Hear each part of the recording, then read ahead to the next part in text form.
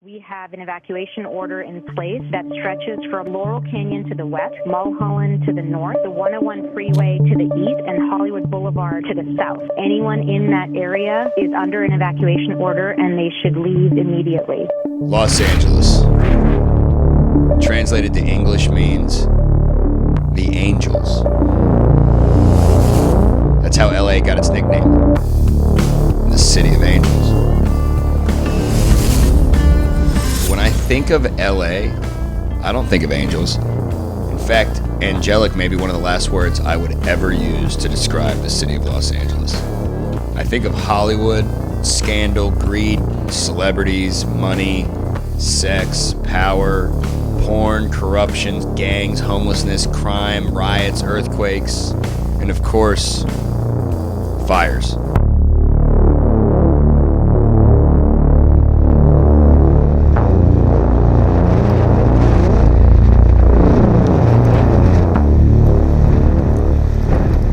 Tuesday, January 7th, 2025, at 10:29 a.m., a blaze erupted in the Pacific Palisades neighborhood of Los Angeles, California. These are the shocking scenes as wildfires rage across the Los Angeles area.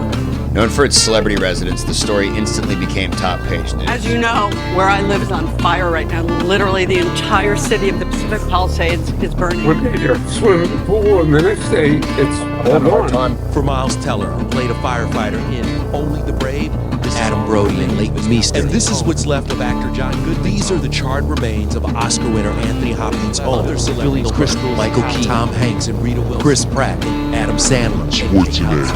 So many homes over here have been destroyed. 8 hours later, a second fire ignited just north of downtown LA in the Altadena neighborhood. Thousands of people have been forced to evacuate. How do y'all feel about the government's response to this? We haven't had any yet. I was looking up and you can see just the rain of fire embers just like floating. Allow us to be the light in this world and to help all the first responders that are going through struggles. You feel like you're intruding because they're going through a tragedy, or? Yeah, kind of, I do. You're shooting the water up, that wind's going. And the people whose houses were burned aren't allowed back in, so if they would have been allowed back in, then they might have gotten their stuff before the looters took their shit. This is insane. This is going to be one of the most devastating losses of equity, assets, like you've never seen before. You can't look like a film crew because they're arrested. That's the most Gonzo shit we've ever done, Joel. Holy fuck. When has the state or the federal government ever really come through for its people? The government of California should be embarrassed. I lost my home, my mother's home. And I could see that my house was gone. It's almost unbelievable.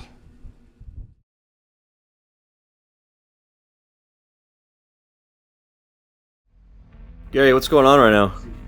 Well, Ross just called us and said he wants us to go to LA to cover the wildfires. There's six separate fires that are uncontained, and the Hollywood Hills are quite literally burning, metaphorically and physically. So we're gonna go get the scoop. This one's gonna be more serious. This is gonna be a 1 hour Street Gonzo emergency report. All right, I gotta get my shit ready.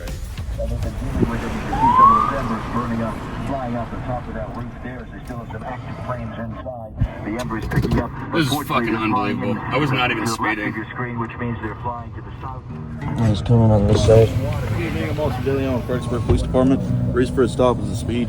You're going 74 and it's 55 out here. You got your driver's license and your insurance with you? This fucking sucks. We're driving all the way to LA right now. LA? What's happening in LA right now? The fires. We're covering it. Okay. Got insurance on the truck? Yeah. As long as everything checks out fine, it'd just be a warning today, okay? Okay, cool. Thank you. All right. I'll be back. Look, that was cool as hell. What's with the TVs in the back? Oh no, dude. We had to shoot an intro, and literally we had to shoot this TV by design of the intro, because we're talking about how you can show them it. How coincidentally, yeah, you want to watch it? We actually, I have the super cut. There's only one journalist that can restore faith, and that's me, Gary Faust. He was out of his fucking mind.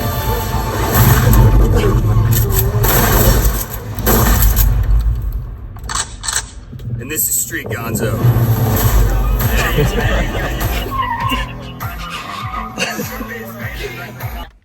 Yeah, that's pretty much it, though. It's awesome. It's shocking video showing the absolute devastation in the Pacific Palisades. The footage reveals mile after mile of scorched earth where beautiful homes once existed. We've crossed into New Mexico, drove all night, went through an ice storm, went through a snowstorm. Well, not a Got pulled over. Almost hit a deer, veered off the road. Ice storm, snowstorm, and then we're going into a firestorm, dude. It's the apocalypse. Holy shit. Holy shit. Officials now say thousands of structures have burned to the ground. Today, the Pacific Palisades is still on fire. Yeah, we got a bunch of water. Got a bunch of water. I bought a bunch of socks because I'm assuming a bunch of people are going to need water and socks. But we should be getting to LA around like 4 a.m. The only real concern I have is if people are starting to rob people or whatever. So we got a shotgun. You have to separate the ammo in California. But it got me thinking, right? First of all, we got a shotgun under the back seat, and all the fucking shells are in the glove box. That's how you legally have to do it, and I'm not trying to get arrested in California while the city of Los Angeles is on fire, number one. Number two, it doesn't make any sense that you can't own a pistol at all unless you have a special permit, because what are you supposed to do in this type of situation? If there's a riot, if people are trying to loot your house or steal, like what if somebody tried to steal the truck, you know? Yeah. Well, I just don't understand the laws there. It doesn't make any sense. When we reached Palm Springs, we started smelling the smoke. Los Angeles is experiencing the largest fire in recorded history, so Criminals are going to take advantage of that. that's what I'm saying. I mean, this is the story of a lifetime. We keep calling it the America's Pompei.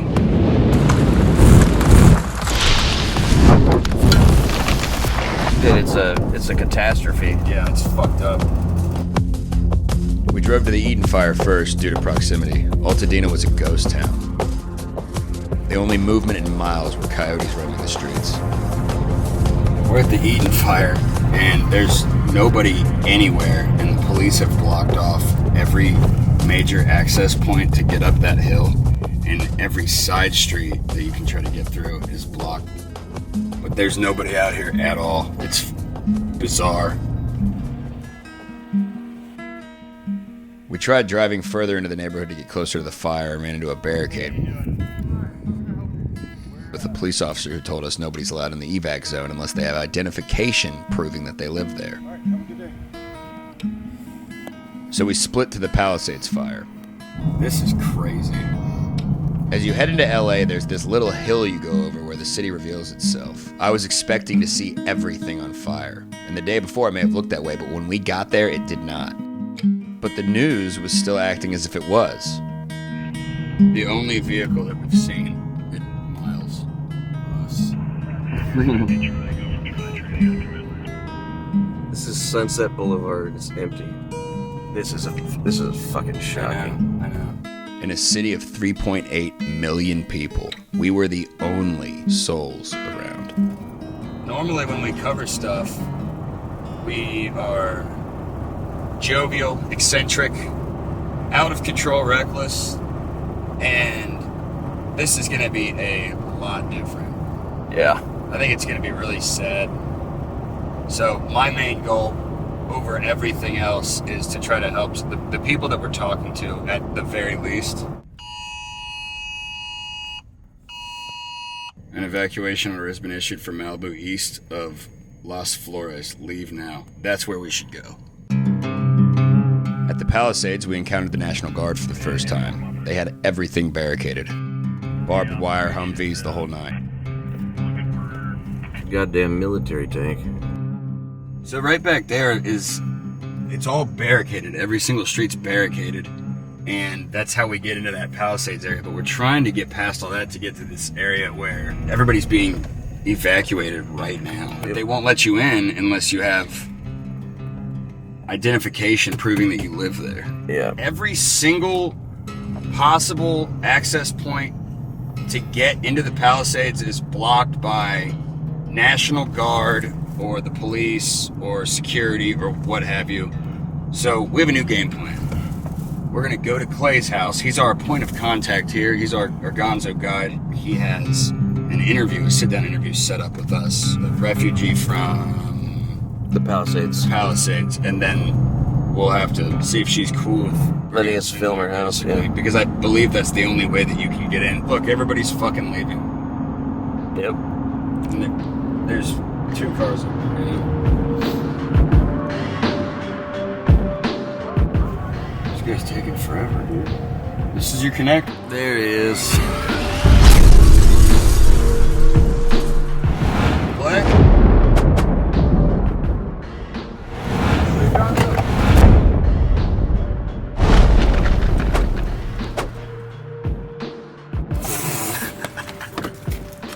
Brothers don't shake hands. Brothers got it. All right, dude. We got a big scoop for you.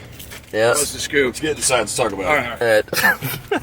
Good job. That's fucking crazy, as I can tell. He's a weird guy. No, I love it.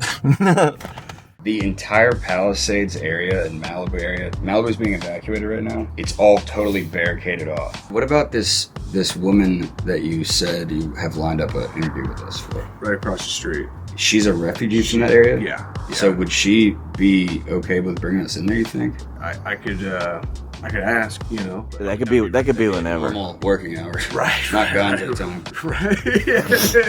Dude, and they have every single street with like a Hummer. It's a lot, dude. It's good. It's all the looters. Yeah. Is looting that bad? It's looting bad, yeah. Looting's bad. The arson. They're starting to pick up on the fact that this is possible arsonists. Now that it's been a couple days, I think people are starting to get pissed and be like, how the fuck did this happen? Yeah, that's exactly what I'm thinking. And then now that the arsonist shit's popping up, it's like, okay. And you did say also that there is a rub and tug? Yeah, it's right down the street. Okay, correct. We'll do that too. Yeah, we got 12 Arby's sandwiches. Oh, wow. I didn't think people actually ate at Arby's. Yeah, we thought that there would be no food here. No, yeah, we got food around here. But. Okay. Well, that's the way the news makes it seem. That's why we do this, to show what's really going on. Yeah, look, dude, all he's got in here, check this out. There's just a bunch of cat food. This isn't a joke. Oh, dude, check this out. This is awesome. It's completely empty. So last time you connected me with somebody, it was John Devilman. Yeah. Completely insane person. I will nicely choke you the fuck out. You talk to me like that again. Redeem myself. You're the one who fucking brought us here. I'm gonna kill you. This time you connect me with a guy to stay somewhere. We have a little safe house. Oh, we're gonna stay here. We'll get some good sleep. This is the room we're staying in. Look. I thought that your house was completely empty because you're on warning to evacuate. No, we're completely safe here in the valley. I cleaned out my house about 6 months ago. So this place has been completely empty? In a shallow caucus, this house, for about 6 months now. With plans to remodel. Little do they tell you about remodeling is that you'll lose your mind. So I just stopped, and now I'm just living in an empty house and bags in the garage. This would be a little bungalow that somebody could stay in, I'm sorry, now that I'm walking in here, this doesn't look as, Let's go look at the other I place. actually thought you were making me stay in that fucking room with nothing. Is there like a toilet or anything? Check that out too. Hey, nice place, dude. You clean up well. Okay, so this is Joel. Show the people the command center we got in here. It's a humble abode. This is where we're gonna be working out of for the next 4 or 5 days. We've got the fire radio over there that we're gonna be listening to, and when there's a potential fire close nearby, we're gonna speed off and chase it down. But in the meantime, I've got to make a phone call. Hello, and thank you for calling Justice of the Peace, Precinct 3 in Travis County. Judge Sylvia Holmes presiding. If you are unable to reach a clerk with the following options, please leave a voicemail and the court will return your voicemail. Because I think that I was supposed to be there in person. They never sent me the Zoom instructions. It's not good, Clay. Wait, you're gonna get a failure to appear. I know. I realized that. I just realized that.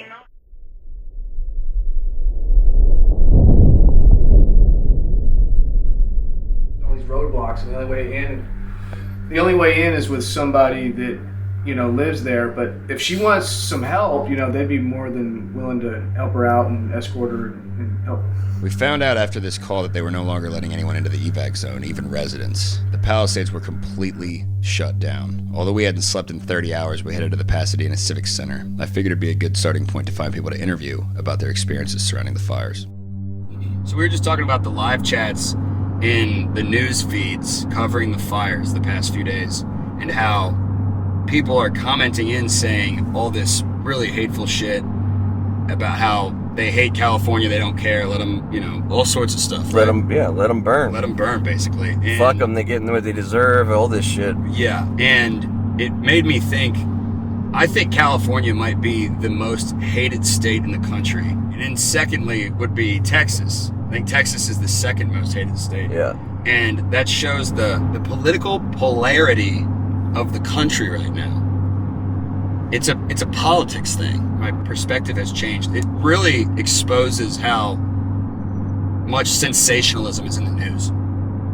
This is the Pasadena Civics Center, where people have been evacuated to, and they're all waiting in line for something. The line's wrapping around the building.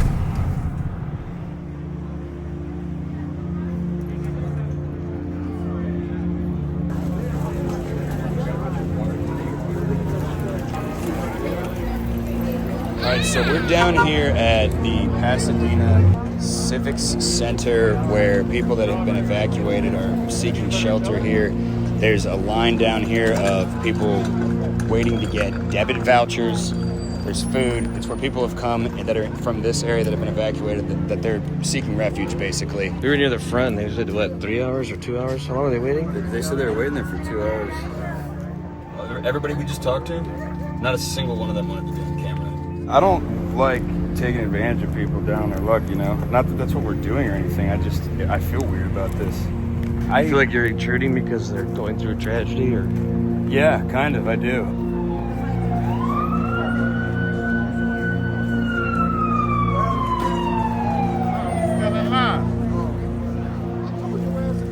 You know what kind of tripped me out was that nobody would, that one lady was crying, but I think people are just in shock. I'm used to doing interviews, man on the street style, where I just run up and say, hey, what's going on? And it's fun. But this is just that one lady mentioned she's been in line for 2 hours, and she's not even at the front. She's like halfway. It was like I didn't want to really approach people to interview them.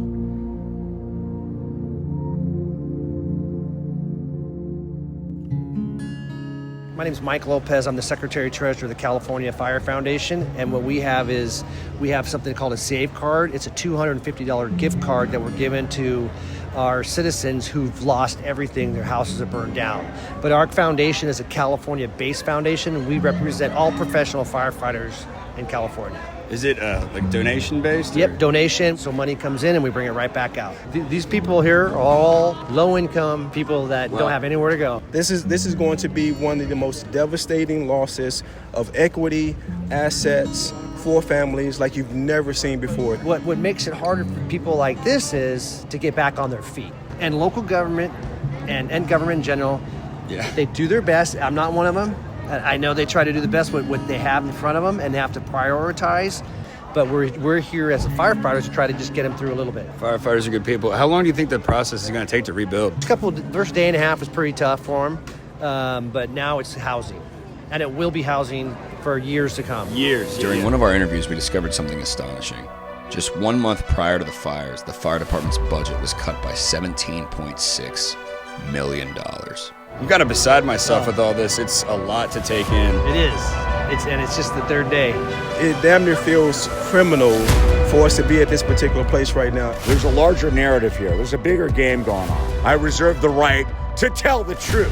Well, that sadness and that fear is quickly turning to anger in many of these communities. I know what the fuck I'm talking about. I want accountability back in California. Lack of preparation and the poor response by both Governor Gavin Newsom and Karen Bass, who left the country knowing that these catastrophic winds were forecasted. Where we hear this before, in Maui with those fires, how officials weren't even in town? Everyone told Bass and the governor the winds are coming. And the big questions here are around budget cuts to fire departments, as well as reports of fire hydrants running dry for firefighters. One thing of these happening is bad enough. All of them happening, is it done on purpose? It has to be more to it. Cutting the fire budget for a city like Los Angeles It's stupid. It's crazy. It's crazy. It's fucking insane. It's insane. Mayor of Los Angeles, Karen Bass, is under intense scrutiny. Fire chiefs say that they're really stretched to the limit and running out of water. What have you got to say to that? Do you owe citizens an apology for being absent while their homes were burning? Do you regret cutting the fire department budget by millions of dollars, Madam Mayor? Have you nothing to say today? Everything that's happening right now, in 2021, people were saying The right wind, fire is going to start in the right place, and there's not a thing we can do about it. He said, I don't want to sign it. Your reservoirs are empty. That was 5 years ago. This was a disaster waiting to happen. Gavin Newsom has been a failure at every single office that he's been in. There's no track record of success. We're getting blasted with chunks of burning embers that were the size of like nickels. As I drove in, I just saw it was chaos. How are we going to get out of here, you know? I was so stressed out. I thought I was going to die. And right at that moment, this wall of fucking flame comes. And I look over, I'm like, holy shit! And it looked like Mordor. We got the fuck out of there. It was the craziest shit I've ever seen, and it was right there. So many questions. A little bit more like a hurricane. The Civic Center was full on donations, but we did get a tip to hit up an Armenian church to drop our supplies. Oh, I guess you got to film, so I got to kick. So we're over here at the Armenian Brotherhood Bible Church. We're talking about the news not being as helpful, maybe. I don't think they see the severity of the issue because they just show what's happening versus the story of individual people and what we are feeling as a community. It's more inciting fear.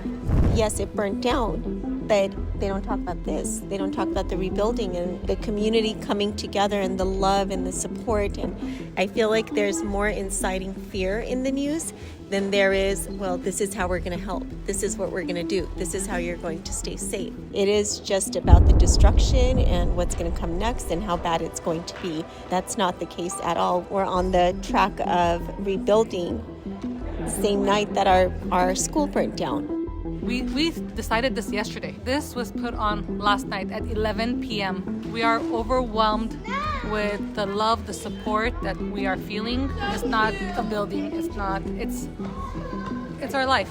We're family.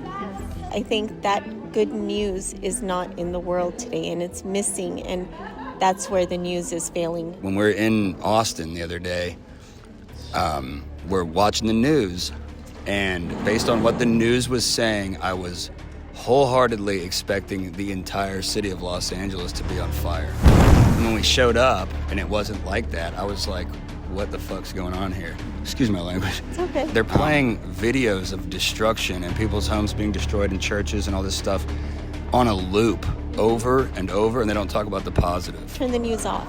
We know what's happening. If we need to get out of the way, they will text us and tell us to get out of the way.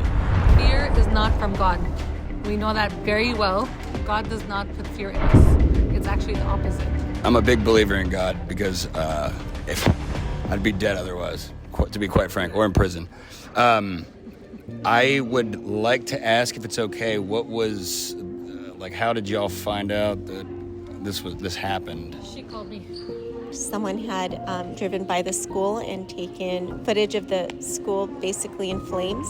And she called me sobbing, and then I called them. And then we just, put on our big girl pants and figured out how we're going to move forward from that. Well, you did it pretty fast. Yeah, we're halfway. We've found somewhere to take the kids. Oh, really? We've again, by God's good grace, that these are the things that we don't see on the news, that yes, this happened, but look, we're moving forward. How do y'all feel about the government's response to this? We haven't had any yet. You haven't had FEMA's not here, anything like that? Nothing. That's what every single person has told us. Every single person. Where the fuck's FEMA? Why do they even exist? They're not doing the only job that they're designed to do, right? It pisses me off because this happens every time there's a major disaster. I honestly have not stopped to think about the government because I've been overwhelmed with goodness from private organizations and the community that I think it's not expected. We were just over at the Civic Center, like I was telling y'all. They were handing out like $250 checks to people. That's literally, you know what I'm gonna say. That's literally what FEMA is supposed to be doing. What do you think about that? No comment. Yeah. You don't want to know what we think about that. Ladies of God, don't want to swear. I think I could probably speak for you. That is fucked up. That is out of control. Quit cussing. Yeah, we're in a church. My mom is not going to be happy about this. I think, me personally, we've moved forward knowing that they're not going to show it's going to up. be a dead end, and I feel for the families who, in California, because of many things, a lot of insurance companies pulled out of the state. Tons of them. Who are they going to help? When has the state or the federal government ever really come through for its people? It hasn't. So I think my hope is that we'll be able to build back without assistance from the government. I'm not looking at that at all. Purely self-reliance, hard work, and like caring for your neighbor, Americans helping Americans kind of thing. It just goes to show that the government is not as necessary as what people would claim to say that it is. He's fine. These are our students. These are some of the kids that the school's been taking away from. Oh, he's getting yelled at. Busy working. These are our kids. Hardworking moms and dads and moms, kids. dads, students. These are them. Well, yeah, this is also who's actually doing the work. This is the outpouring of God's love right around us. sagmestropschool.org. Awesome. She works behind the scenes. Oh, yeah, so you're like him. You're the brains behind the whole thing. Right. God bless y'all. Thank you. God bless you. Thanks for bringing light to all this stuff. A disturbing pattern with FEMA is beginning to emerge. The locals are not happy.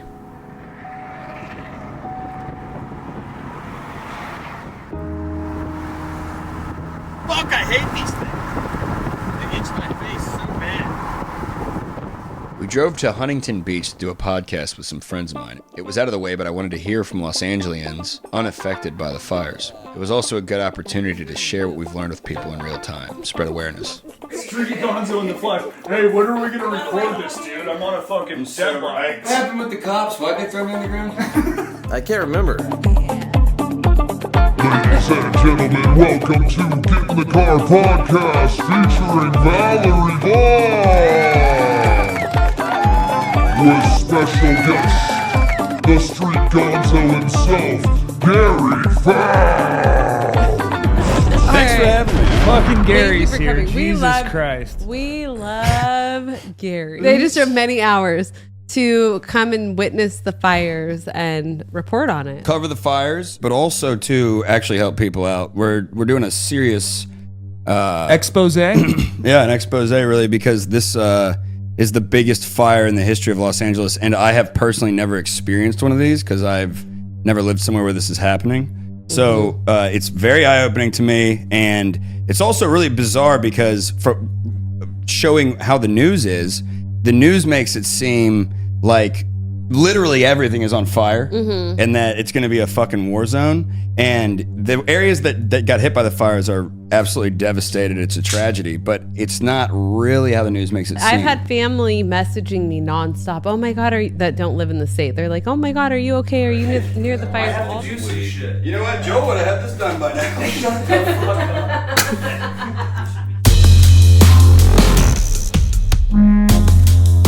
So we went and we talked to ZELDA, who's gonna have an actual full sit-down interview with us and then take us over to her house that burned down. ZELDA lived in a mobile home. She agreed to take us to where she lived, if we can get in. I just hope we can actually get in there. Dude, they're right there, look. This is a brand new fire burning in the Hollywood Hills. This is another fire that has now ignited in the Hollywood Hills. There's a new fire that is burning in the Hollywood Hills. This one is just off of Runyon Canyon, that popular hiking spot here in Los Angeles. LA Fire says... After a couple hours chasing fires, I received a text from an old friend. He informed me of a top secret plan that could get us access to the Palisades. It was technically illegal, he said, but it sounded just insane enough to work. Naturally, we signed on. Did we really even have a choice? I told Joel I'd explain in the morning. For now, we needed shut-eye. After all, we hadn't slept in nearly 40 hours. Working non-stop here in the Pacific Palisades. Hundreds more that are still doing structure protection as we speak. We have seen some...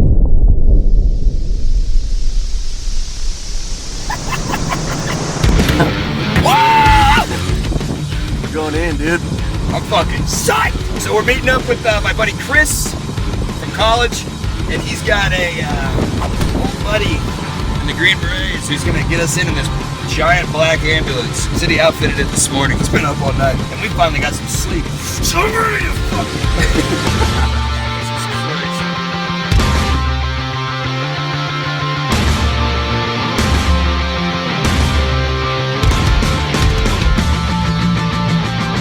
I just realized it's my birthday.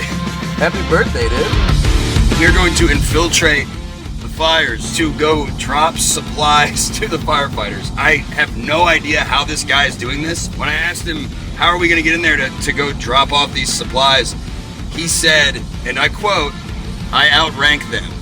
I think this guy's going to be a psychopath. Come on, dude, what are you doing? Dude, that guy might be without a house. He's probably the guy starting the fires. Holy shit, dude. That's all right. Yeah, this is going to be extremely dangerous. Yeah, what's up, Joel? How's it going? Good Nice to meet you, man. Hey, so real quick, can you explain what we're doing? Can you explain what we're doing today? Yeah, no doubt, man. Camera? Yeah, absolutely. All right, And so how do you want me to introduce you? honestly, Evan Burns. So I'm a director at Shiftwave. I'm currently retiring from Special Forces.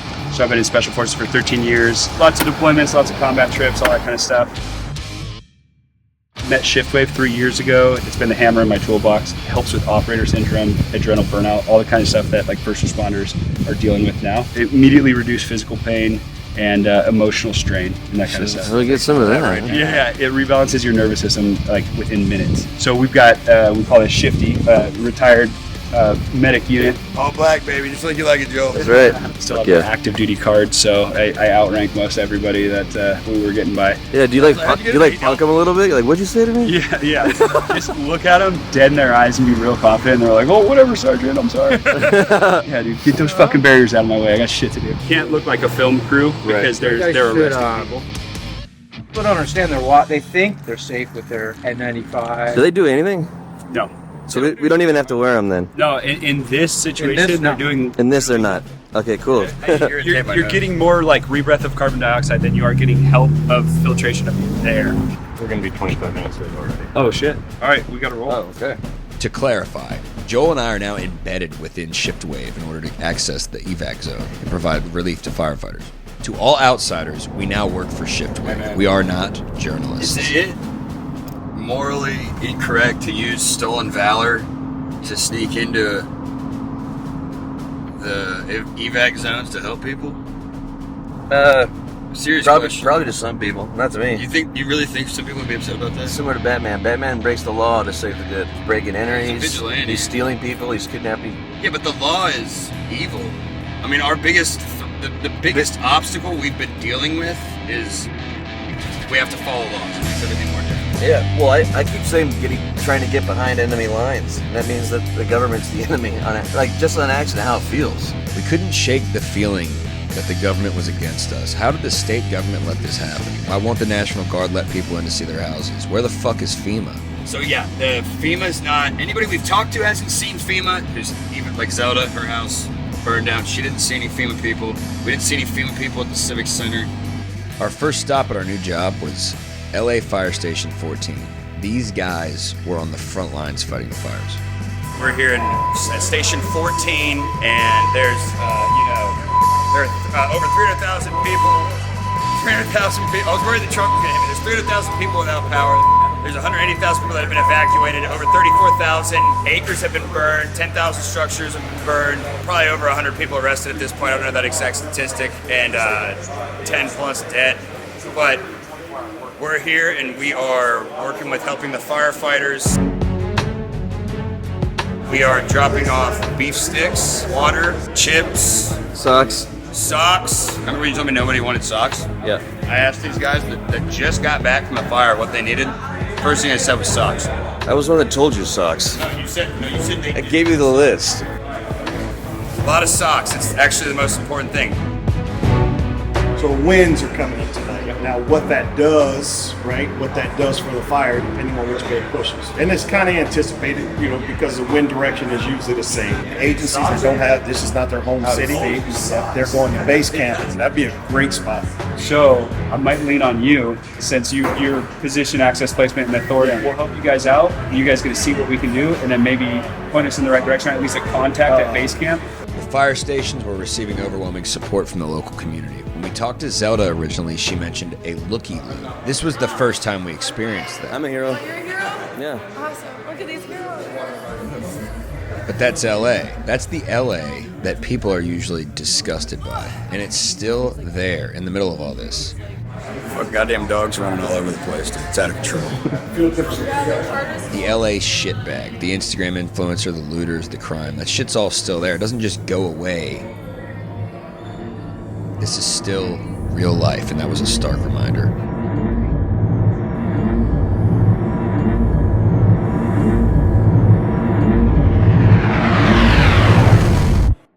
All right, Joel. What's up? I was talking to this firefighter back here about problems they're having with hoses, and he was saying that embers in the air can land on the hoses and burn holes in them, and then the water starts coming out. They lose water pressure. They, if the fire gets over the hose, it'll just burn the hose completely in half. And it made me realize I had no fucking idea that the fire hoses aren't waterproof. What you're looking at right now, these are our typical firefighting hoses. We got different sizes for different scenarios. This is our 1-inch line. It's our smallest, most nimble hose that we can deploy the fastest. If we're humping hose up a hill, that's what you use. Yeah. When you're up there at the peak, the winds are gusting at like 100 miles an hour. They got that high, right? That's accurate. And at that point, if you're trying to lob water onto something, like say you're like, if it's like a whole building that's just up in flames and we can't save it, our priority is we've moved on. We've moved on to the next one. We got to protect that. Okay, gotcha. If wind's blowing this way towards the house, is blowing embers this way, so we have to knock that down. The problem is,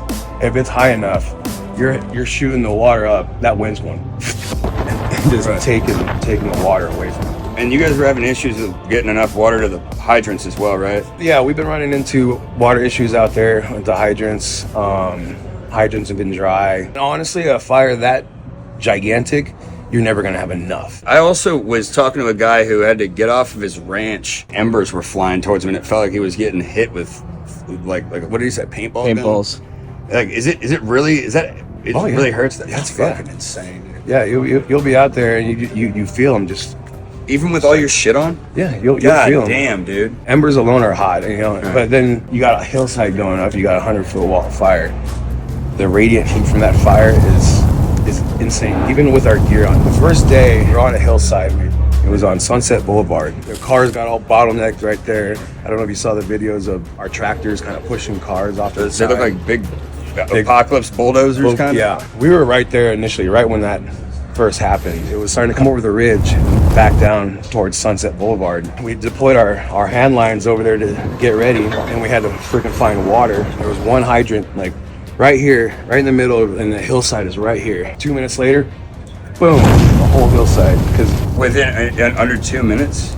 Yeah, just the radiant heat from the fire up top, preheating everything below it. Once things start to hit their freaking ignition temperatures, it'll all just flat. That is the most insane thing I've ever heard. I was probably like 100 feet away from me, and I was on the hydrant trying to open it up, and like it was burning me. Like I got burned. Holy shit, dude! And that's with your. That's with my, yeah. Oh my god, I just got fucking chills, dude. You're a goddamn American hero, brother. Seriously.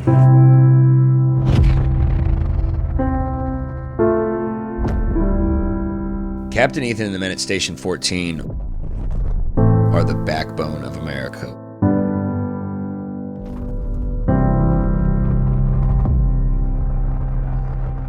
When the fires of hell arrive at your doorstep and the devil knocks, these are the men who answer.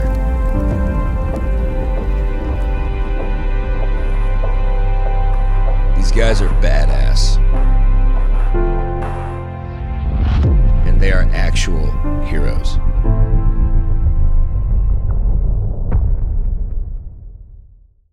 Dude, if you know what's crazy? If I had a good memory, I'd be one of the greatest journalists of all time. But you don't have a good memory. But I decided to do a lot of drugs.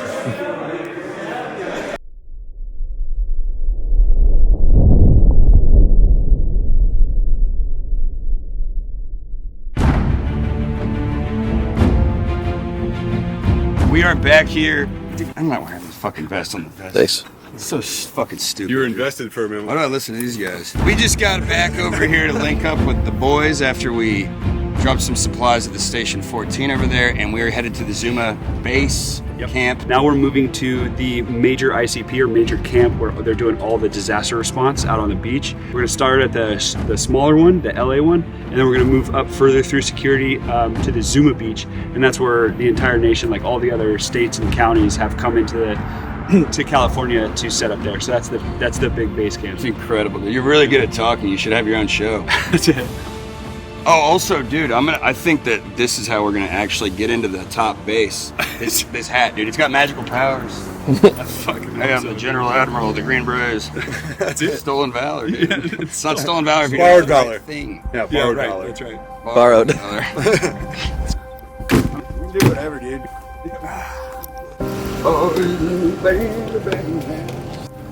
Hey, dude, you want a beef stick or anything? Yeah, I got an extra honey. Oh, beef. Oh, yeah, that'd be If the police or the National Guard find out that Joel and I are recording a documentary, we are going straight to LA County Jail in the middle of a disaster. Allow us to be the light in this world and help all the first responders that are going through struggles and stress and help them to adapt quicker so they can live a healthy life. Help us to just have strong hearts and just energy throughout the next 3 days as we're together helping people. In your name, amen. Amen. Fuck yeah, boys.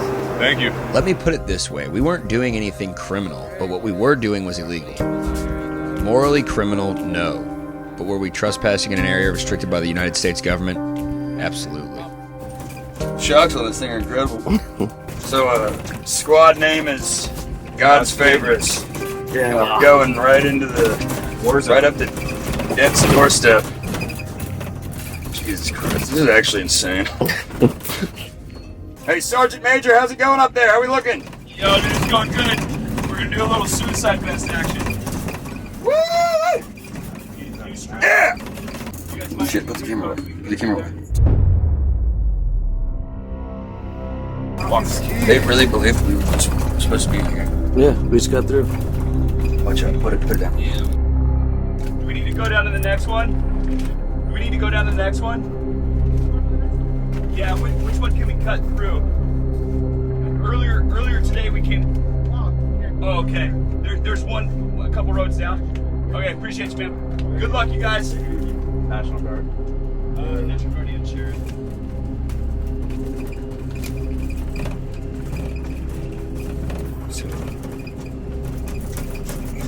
We just got past the fucking local barricade, and then we just got past the National Guard barricade, Joe. All right, 2 layers of security. 2 layers of security. Got one layer left. Who's out of his fucking mind? We're We two just in. snuck past the National Guard. With one layer of security left, the smaller base was nowhere to be found. We had bad intel, or we got lost. Either way, in a gamble, Evan pulled over to speak with the National Guard. Yeah, it's like the Wild West up there. Call ahead and let them know we're coming. They don't know him. Fuck. We go check it out? Yeah, let's go check because the wind shifted. Okay. All right. Appreciate you guys. Thanks, guys.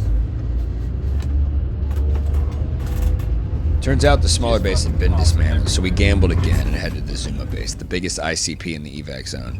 I said we come to Zuma and come back this way. We finally saw the homes the fires had reduced to piles of ash for the first time with our own eyes. But we had to use subterfuge to do so. Why are they only letting credentialed press in? I don't see anything on fire. No one is wearing masks. Why is it safe for credentialed press but no one else? This is the same press that has been looping footage of the Palisades ablaze right now. Are they worried that somebody else might show that it's not on fire?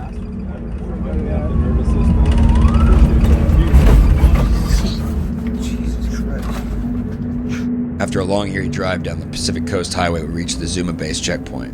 If we get through, we will have access to the Pacific Palisades. Hold on.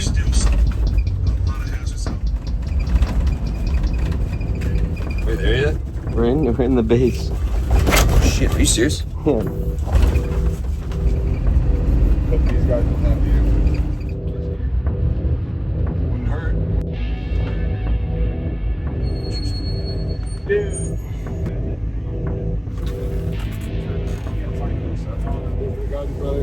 Yeah, no worries. Yeah, so camp manager. So we were linked up with Richard Moody, who was the camp manager for LAFD down south at what was the name of that beach? Will Rogers. Yeah, so we were hooked up there, and then everybody said that he moved up here. Yeah, so basically that next orange sign, I'd say let's just turn in there. You didn't happen to see National Guard way down at the end on your way in, did you? What's going on? I'm active duty Green Beret out of First. Right on. Too easy, baby. All right, boys. Okay.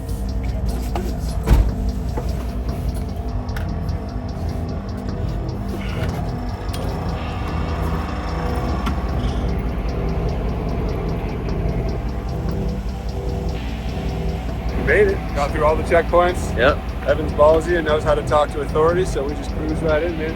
Yep. You all right, Gary? Yeah, Start bringing them in. Yeah. I mean, find a spot where we can post up, and then everybody that's coming off the line, and they're doing their refit and rest for the night. So the sleeping trailers and shower trailers are back there, chow hall's back there. So we'll just set up somewhere where we can have them all, and then we'll just talk to them. You guys can interview, whatever. And Sweet. Yeah. Maybe get set up. Yeah. And then let's just start getting guys on. We need to find a good spot to set up where they're going to flow through. I think closer to the sleeping. Chow. Yeah, let's do that. Sleeping or chow. All right, Do we want to explore on foot or just? Fuck, let's try it. Yeah. Evan spoke with the head of the base, and they gave Shiftwave the green light to set up shop and provide relief to the firemen coming directly off the line. Confirmation, boys, that Will Rogers is an official go. They're waiting for us. Fuck yes. Let's ride. Infiltrate They and just need that. dominate. Now they could legally provide aid to the firemen. Evan is a beacon of light in a hellscape. How's it going up here in the cockpit? It's going, baby. It's good, man. We've been making sweet some talking. Yeah, making some headway. We're now in contact with all of the camp manager, the guys running the whole show. They're familiar with Shiftwave. They love us. They're super happy to have us here. And now we've got full access and a schedule to show up when these guys are coming off shift. Big hard left, I think. Yeah. When these guys are coming off shift, we'll be able to be here to receive them and get as many people through and give as much aid as possible. So this is... Dude, we should probably get some. I want a shirt, dude. Hey, how much are the shirts? $30?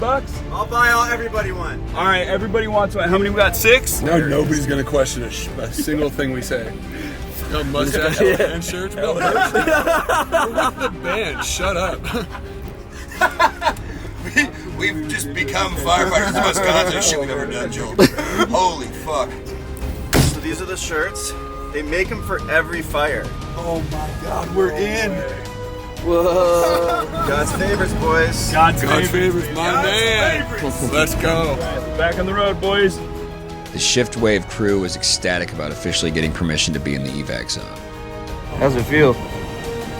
Pretty fucking good, dude. Joel and I, on the other hand, are still fucked if we get caught. Dozens of people had already been arrested for trespassing in the evac zone. The high of successfully infiltrating wore off within minutes. The ruins surrounding us were a stark reminder of the destruction present only days prior.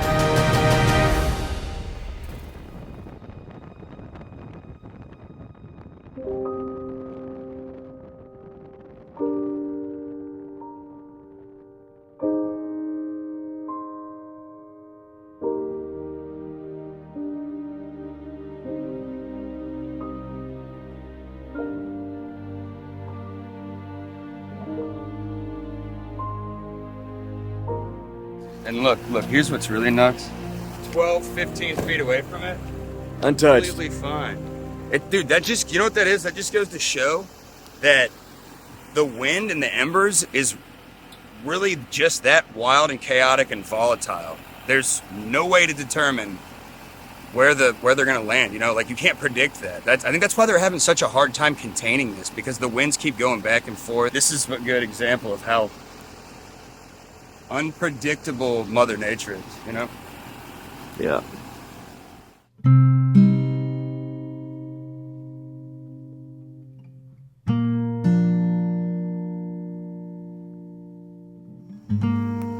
This is insane. Hey, dude, this was somebody's garage.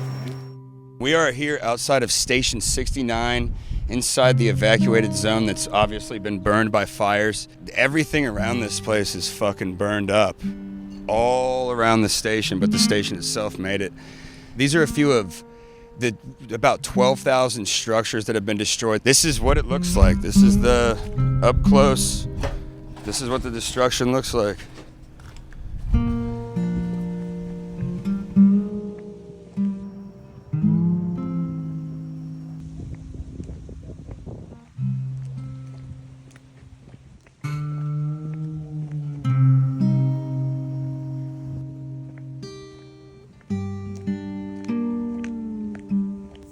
Yeah, man, it's fucking, it's almost unbelievable. Also, dude, I don't think you can really tell unless you got a light on, but there's still ash floating around in the air. Yeah? Yeah, I noticed it when I was walking with the light.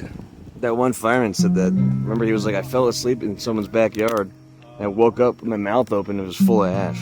Yeah, that's nuts. We ran into some firefighters from Victorville who came down to aid LAFD.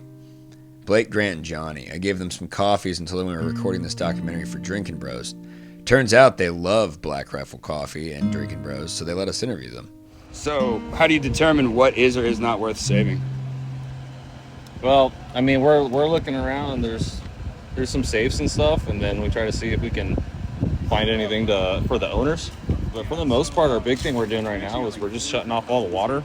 Because if we can get all these little leaks shut off, we can get out there. We can hopefully get some pressure back to the hydrants. So you guys are fucking rummaging around trying to find the water box and turn it off. Yeah, well, the water box is out front, but these things are so old, they don't shut off very well. We're frozen, so then we're up by the house trying to find it on the house and shut it off. What do you, can you show me what you're talking about? Yeah. Hey, Joe, come on. So we found this one it's back here.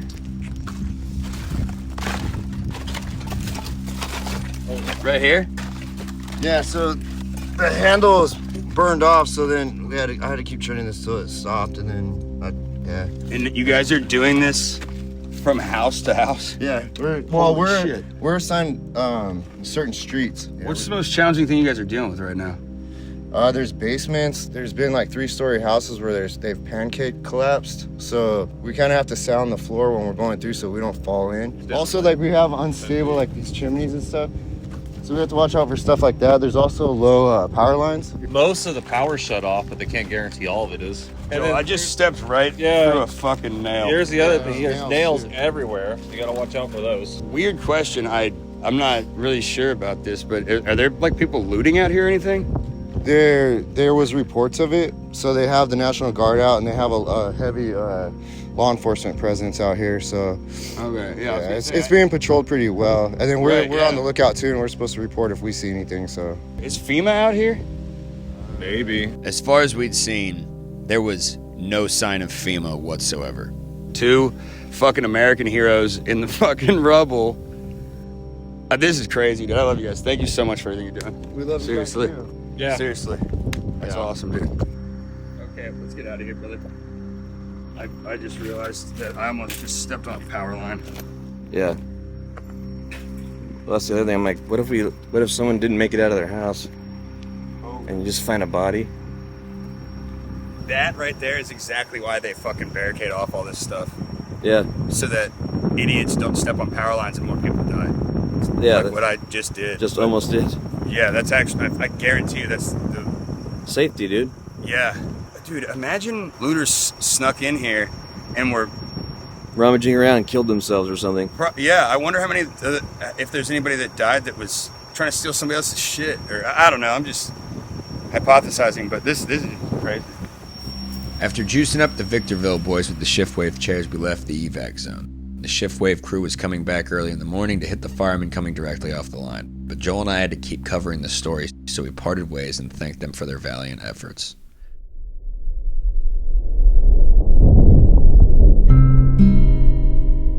I had 5 minutes to run in my bathroom and just, I couldn't even think. I could only randomly grab something and just throw it in my bag. So I literally don't know what I have. Everyday life stuff that we normally don't think about, and now I appreciate it. How long did you have to evacuate? 20 minutes. 20 minutes. Yeah. How close were the fires to your house? I could see the white kind of poof over the hill, which was a little bit too close for comfort. And I thought about it and went, you know what? That doesn't look good. The first thing on my mind is my cats. So I got the cat stuff ready. What else did you grab? I had just gotten back from Canada and I had my suit. That was the day I was supposed to unpack. I just zipped the suitcase back up and I threw it in my car. So I'm fully prepared in Southern California for 17-degree weather. Do you think you would have had time to pack anything if it wasn't already packed? No. You went to your daughter's and then what happened? Yeah, so I called her and I just said, Sophia, we're being evacuated. I have to come over. And she said, great. I evacuated with the cats. I get all the way over to her house. And then it started smelling like smoke there too. We go to bed. I didn't sleep in 2 days. So I'm laying in bed. I can't sleep. The cats are freaked out. All of a sudden, 5 a.m, all the alarms go off again. And they were like, your evacuation, you got to get out now. I hadn't processed being evacuated the first time because the whole time we were trying to figure out if my house was still standing. I just went to bed that night thinking, I feel it in my bones. I'm going to be fine. I'm going to be fine. My house is still standing. I'm going to be fine. I was just trying to will it.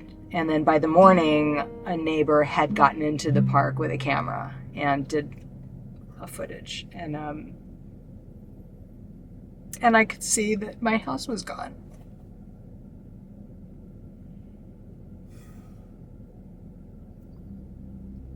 When she'd heard we already snuck in once, she asked for our help. There was one thing she told me she really wanted in particular, a ceramic bowl that her mother gave her. This is someone's mother. Now imagine that it's your mother. Of course we're going to risk incarceration again for ZELDA. We're the uncredentialed press. I still communicate with the community council, so we're trying to get information from the community council about what to do, but they're just as confused as anybody else is. There's just no information. ZELDA didn't live in the Palisades you see on TV.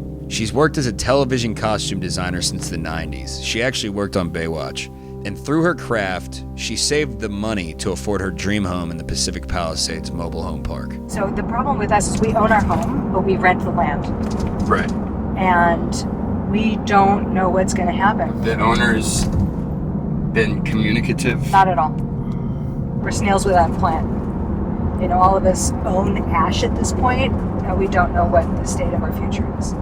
We met ZELDA's friend Lisa in Santa Monica and rented some bikes. The guy we rented the bikes from said the police had been turning people away all day. He actually almost didn't rent us the bikes because he didn't want me to waste my money. What was your experience with FEMA been? My disappointment is that they weren't ready to go. Well, it's an emergency, agency, and so why aren't they absolutely ready to go? Why are they looking for places to have events 3 days later? The fact that me and Joel are able to get out here in a little under 30 hours and we beat FEMA out here, that kind of says all you need to know about what their response has been. It's lackluster at best, right? There's sort of like a disconnect, a lack of information, a lack of expediency in getting the help. So, for example, I didn't know that FEMA was a two-part process. So they give you an initial amount of money for immediate needs, which isn't nearly enough, but they give you something. And then they give you a chunk later. FEMA denied ZELDA every single type of assistance except a one-time payment of $770. Since the PCH was barricaded off, we had to take this footbridge over it to get to the bike path on the other side. But that meant that we had to take our bikes down this giant set of stairs where these firefighters were working, clearing brush. This was a restricted area, and we were not supposed to be in there. They didn't say a word to us. They actually helped the ladies carry their bikes to the bottom.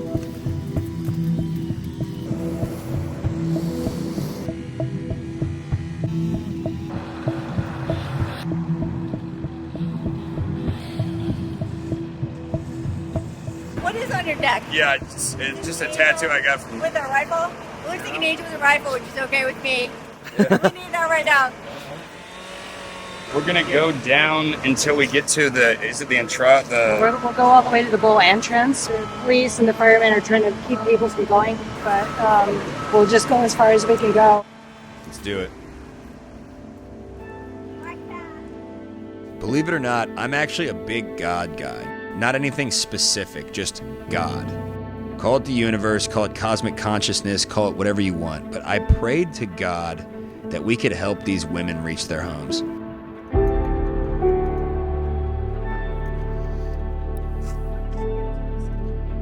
Because they had nothing, and this was something. And when you have nothing, something becomes everything. Approaching the second checkpoint, I saw no option but to just hit it head on. The dice were in God's hands now. When we got close, Joel hid the camera so we wouldn't draw attention to ourselves. Still, to this day, I'm still like, it's not real. Like, I'm gonna wake up tomorrow. And it's not real.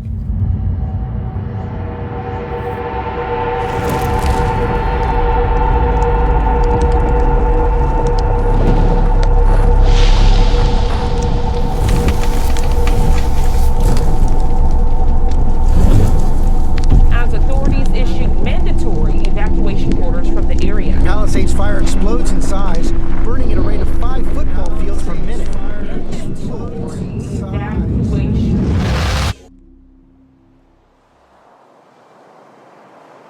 I have what I call loose luck.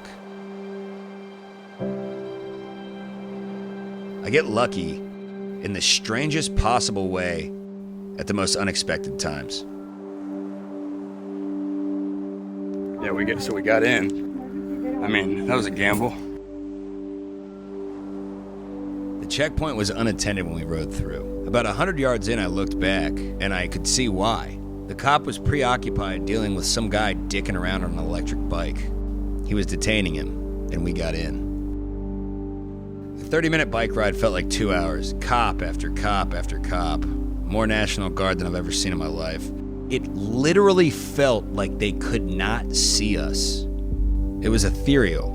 Maybe the police thought we had special permission to be there since we didn't get turned away at the checkpoint. Maybe it was God. Honestly, I expected ZELDA to cry when we reached where her front door used to be. This must have felt like a personal hell to her. But she actually held it together. Like, it's so hard for me to be like, I don't have a home anymore. I don't have a home anymore.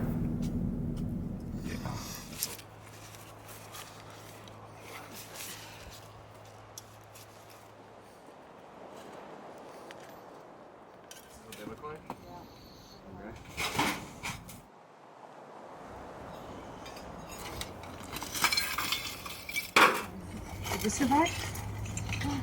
Oh, here we go.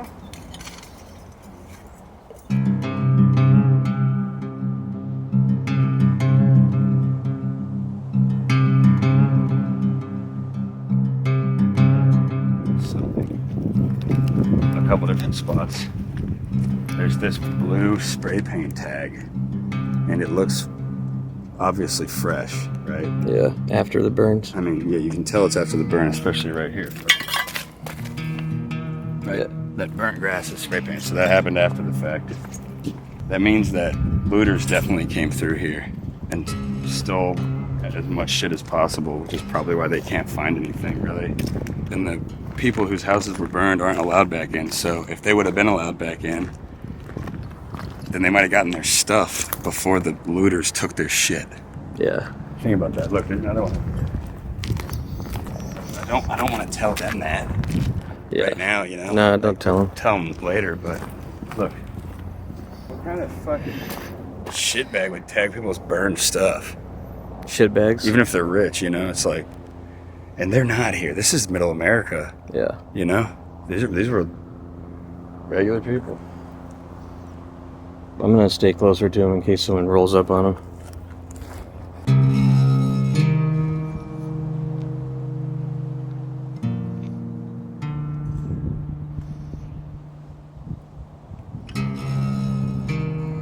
As long as I'm busy doing something, these things, I can function, but it's the pockets that are in between. It's almost like living two lives. There's like pockets in between. I can never, you'll never understand it, and God forbid you'll never have to understand it. But everybody that's gone through this knows exactly what I'm talking about. When somebody says something, or I'll see something, and then it triggers a memory. So just like I was talking to a childhood friend that I remembered, oh my God, our baby pictures. I didn't take the baby pictures. Oh, my little whale. Lena and I were somewhere the other day, and there's a pack of cards on the table, like playing cards on the table. And I was like, oh, my grandmother's playing cards. And when I touched them, I'm trying not to cry, when I touched her cards, I could feel her. And I didn't take them. I didn't take her cards. I could have just taken the cards. I didn't take the cards, and they were just stupid playing cards, but they were everything to me. They were my grandmother. I could feel her when I talked to her, and I didn't take them. And if I hadn't seen the cards, I wouldn't have thought about it.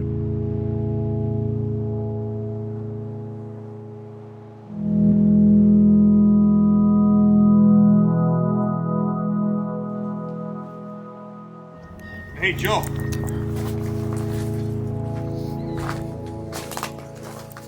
So where was that? Right there. Okay, so we should be really careful not to. Okay, I'm putting this right down. What is this? Her mother gave her this. I want to take a moment to say something that I haven't been able to say very many times in my 32 years on this earth. I was proud of myself as a man in that moment.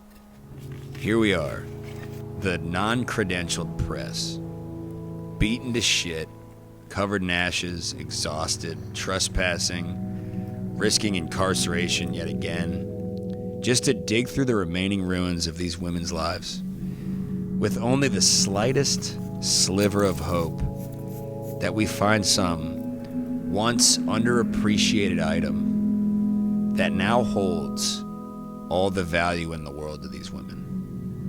Closure.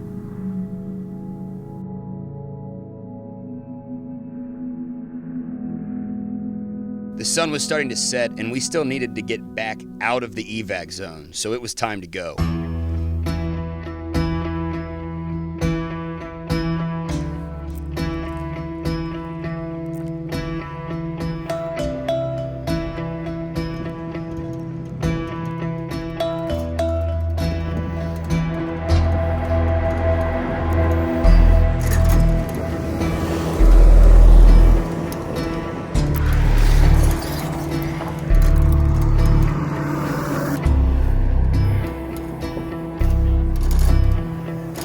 Halfway to heaven, and suddenly someone pulls up next to us.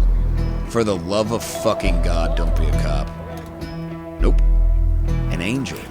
The goddamn weatherman. The damage that surrounds us is just catastrophic and heartbreaking for so many of the families here in Southern California. The blue bag is just fragile like China and stuff. It's really, gotcha. So okay. Drive really careful. Okay. All right, it's just us again. The ladies were taken care of, but now Joel and I had to ride the rest of the way on our own, which meant that we had to get the fuck out of there. There you go. Turns out the weatherman ain't that bad after all. They're ghosts. They don't exist anymore. They have nothing. All they have is these fucking rocks, man. That's all they have. It was a very holy shit moment. We actually did something really good for these people, when every other fucking institution was failing them. Mission accomplished. Hey, I think it's funny that we are probably the two most chaotic people that most people know. And we came out here to catch, we originally were thinking we were going to catch the chaos of the fires, and all hell breaking loose and looting and all that. And instead we just ended up helping a bunch of people and like sweet old ladies. Yeah. It's crazy, dude. Yeah.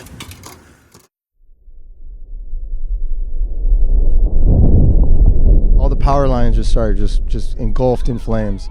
The house started filling up with smoke, and then that's when we really knew we had to get the fuck out. It got closer, and finally about 2 8:35, I woke him up and said, we got to go. I have pictures where you can see the glass, and you can see that it got so hot it just dripping like wax. From our membership, about 23 different families, which include multiple, some of them are like 5 to 6 kids, families lost their entire home, cars that were left behind, and like everything that they physically had. The whole neighborhood is gone. We are over at my buddy Curtis's house. He told me they're holding a benefit over here for this jiu-jitsu gym. A quarter of the people at this gym lost everything. And these are tight-knit communities, so they're getting food and donations and clothes and whatnot for the people. You know what else I saw that was interesting? All these people in the neighborhood that pull up in these cars that are packed with people and saying, oh, you should just leave, you should just leave. But I think there are people trying to wait till people leave and then go through your stuff. Looters, yeah. I have 2 giant tortoises, so I had to go get them. They're 90 pounds, they don't want to be picked up. So that's a hell of a struggle in 80-mile-an-hour winds. I was looking up and you can see just a rain of fire embers just like floating, just huge things just right over our heads, just going, just. I was getting nervous, so it was time to go. My throat and my lungs have been just terrible. And so I lost my home. I lost my mother's home that lives 3 blocks away from me. We got her out because she's disabled. She's on oxygen, so there's no moving her quickly. By the time they were aware that it was as serious as it was too late. They just had to go. I mean, some of the families were like trying to water their embers, like coming, and then they finally realized like, oh, this is getting too hot, we gotta go. People were leaving so fast, and within 10-15 minutes their houses were gone. I have just my one son, and I said, grab whatever you can, just grab some stuff, let's go. This kid grabbed his backpack and his school computer. Most of the news you see is just on the Palisades. The coverage is like 70-30, and a lot of people just don't bring up Altadena at all whenever they're doing the coverage, and it's kind of interesting. You might see actually policy changes or follow through on legislation that's gone through to help our water ducts and clear in the forests or clear in the brush and the deadfall and all this other stuff, and whenever that might actually happen now. So this, unfortunate as it is, will probably create a lot of change, and because it happened to the people in the Palisades, people might listen. So much. Appreciate it. Thank you. So I'm watching my friends. Whitney Cummings is like watching arsonists start fires. So Whitney grabs her freaking samurai sword and starts driving around wherever she lives. So I went down and I bought a fucking bat. Drove around like just looking for arsonists to go fucking hunting for, dude. Did you find any? No, I didn't. But I was gonna wreck some dudes, dude.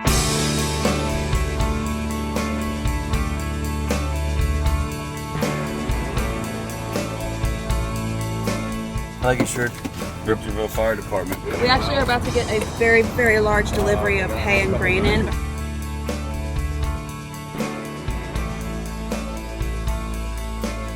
We love LA, and when stuff happens, people come out.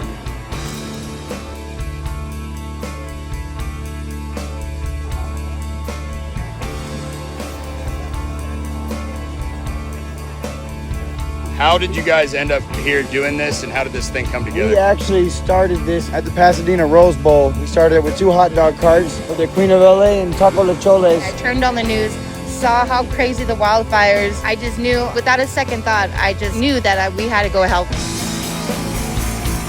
Oh man, it's been a roller coaster, man. This is my first volunteering humanitarian experience, and just wanted to help out my community and all that. But it's definitely been very impactful. I don't want to, get canceled over this, but the government of California should be embarrassed. We've put their performance to shame. The people of California did this. Looting here? Looting here? Yeah. What? Yeah. And this is when people start thinking it's not mismanaged. It's completely mismanaged to the point where you wonder if it's purposeful. People come up on their bikes, grab something, and take off. What the fuck? That's horrible. I know. And the first sign of fire, just shut the whole town down. Why wouldn't you do that? Why wasn't the reservoir filled? Why wasn't the brush cleared? Like, don't you care about the citizens? One thing of these happening is bad enough. All of them happening, the budget gets cut. You turn off a reservoir, throw out gallons, tons and tons of gallons of rainwater. Isn't this symbolizing an empty water bottle? I don't know why the news media is so focused on the Palisades. It's not just the people in the Palisades, it's the people in Pasadena. I think that there should have been so much cleaning of debris over the years. Brush. They lost everything too. The insurance companies that did abandon California, the reason they left was because their projections showed that something like this would happen. They turned off the water. People were trying to hose off their house. They turned it off. I didn't see any fire trucks. All I saw was cops. It's all been done on purpose because they want to flip these into smart city. My dad asked me, I said, we sat here on Saturday, and we sat here, and I said, what's the list of stuff you want me to go look for? And the first thing on his mind was, he goes, my dad gave my mom a silver tea kettle for their 25th wedding anniversary. And this is where it is in the house. If you can find that, that would be fantastic. And that's the first thing I looked for. And I found it. Yeah. This is a silver tea kettle, and we found it. It was one of the first things we found. It used to be able to see the engraving. It said 2C straighter on it, and it's all gone. It's all been charred up. But it just holds a lot of sentimental value, and they're not letting you in to go get closure. I don't know why I feel the way I do, but I feel relatively calm about it. I kind of think it's a gift because, I don't deserve to have it be easier than it is on other people.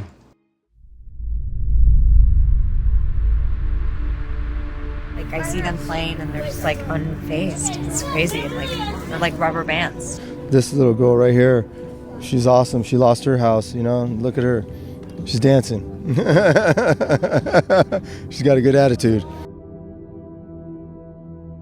If kids laughing and playing doesn't change your mood, you're dead inside, man. I think it's the kids running around laughing, playing that makes everybody go, that innocent joy. Isn't get through this. We'll figure it out. You have been through more than most people ever have, or ever will. I just want to say thank you guys for being here and doing this, and it's I really appreciate it. Something very important. Did you not know that was there? No. Where did it come from? It came from the house. I guess my kids found it, and oh my God.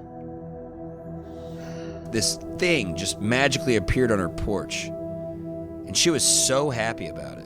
She was happier than a kid on Christmas morning, literally. I've never seen somebody be that happy in my entire life. And it felt really good to see her smile.